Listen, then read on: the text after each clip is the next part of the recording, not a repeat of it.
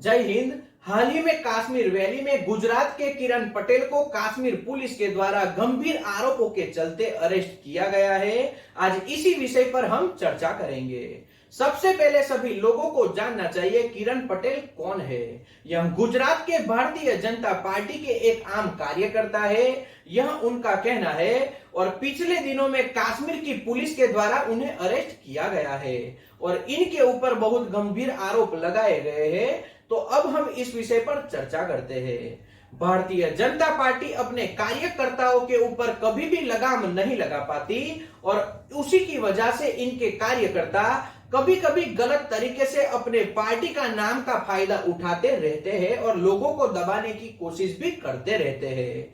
किरण पटेल, जिन्हें जम्मू कश्मीर पुलिस के द्वारा the great Lalit 5 star hotel Srinagar से इस वक्त अरेस्ट किया गया है, जिनके ऊपर बहुत गंभीर आरोप लगाए गए हैं। उन्होंने जम्मू कश्मीर में पिछले 1 से 1.5 महीने के समय के दौरान सरकारी एजेंसियों का गलत तरीके से उपयोग किया है, यह उनके ऊपर सबसे बड़ा आरोप है। उनके द्वारा जम्मू कश्मीर में सभी आईपीएस और आईएएस अफसरों के साथ बहुत सी मीटिंगें की गई और इसके अलावा जम्मू कश्मीर के केसर और एप्पल के बड़े व्यापारियों के साथ भी उनकी मीटिंग अरेंज करवाई गई।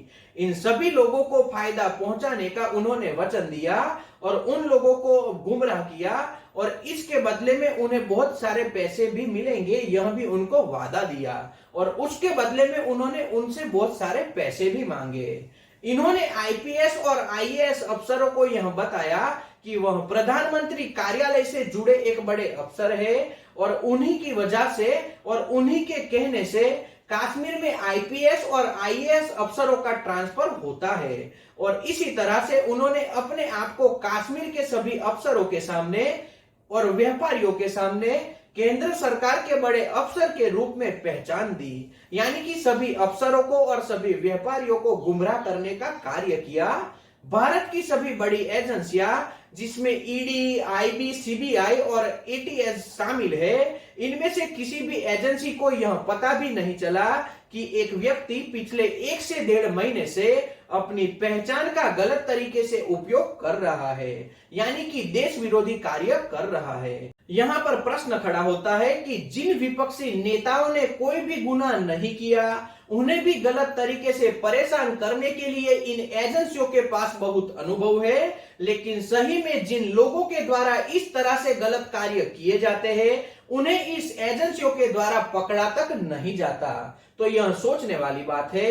इसके अलावा यह भी प्रश्न खड़ा होता है, अगर देश के आंतरिक मामलों में इस एजेंसियों के द्वारा अच्छे तरीके से कार्य नहीं किया जाता, तो दूसरे देशों के द्वारा हमारे देश के ऊपर जो हमले किए जाते हैं, उसमें किस तरह से इस एजेंसियों के द्वारा हमें सभी नागरिकों को रक्षा प्रदान की जाएगी। तो यह भी सोचने वाली बात है। हाल ही में पता चला है, गुजरात डीजीपी के द्वारा एटीएस की टीम को श्रीनगर इस केस को इन्वेस्टिगेट करने के लिए भेजा गया है और केंद्रीय गृह विभाग के द्वारा भी इसका रिपोर्ट तत्काल धोरण से मांगा गया है। लेकिन फिर भी एक ही प्रश्न खड़ा होता है, अगर भारतीय जनता पार्टी के कार्यकर्ताओं में इतनी हिम्मत आती कहां से है और इन लोगों के ऊपर लगाम क्यों नहीं लगाई जाती। किरण पटेल, जो एक पॉलिटिकल पार्टी के साधारण कार्यकर्ता है, अगर उनके द्वारा पूरे देश के सभी एजेंसियों को गुमराह किया जा रहा है और जम्मू कश्मीर के सभी अफसरों को क्लास लगाई जा रही है, यानी कि अफसरों को भी गुमराह किया जा रहा है, फिर भी उनके खिलाफ अब तक कोई भी कार्रवाई क्यों नहीं की गई।